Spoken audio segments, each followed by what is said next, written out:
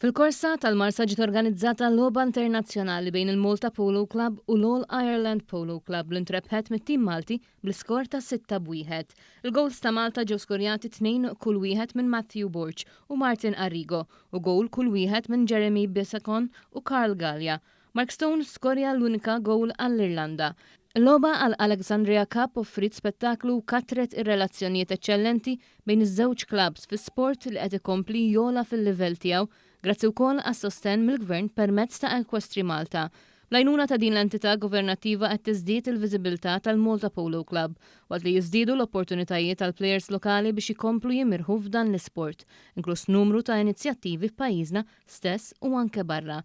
Għal din l-okkażjoni ġiet inaugurata scoreboard ġdid mill-Ministru għall-Edukazzjoni l-Isport, iż-żgħażagħ u r-Riċerka Clifton Grima fil-preżenza taċ-Chairman u l-Kap Eżekuttiv ta' Equestri Malta, John Huber u Max Zammit rispettivament. Dan apparat li kompla jolli l-profil tal-logħba u jagħti aktar spettaklu viżibilità lill-ispettaturi jaħdem bl-enerġija solari.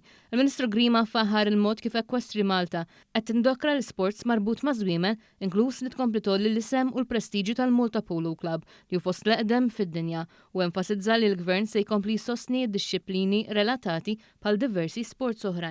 Equestri Malta għandha rwol importanti ħafna f'dak li huma d-dixxiplini equestri ġew pajjiżna. Pajjiżna huwa moni bi snin twal ta' sports li huwa tradizzjonali u infatti il-Malta Polo Club huwa wieħed mill-eqdem clubs f'din id-dixxiplina fid-dinja kollha. U allura llum qegħdin naraw propri ċelebrazzjoni ta' din il-sbuħija ta' dan ix-xogħol li jsir bejn Equestri Malta u diversi dixxiplini sportivi.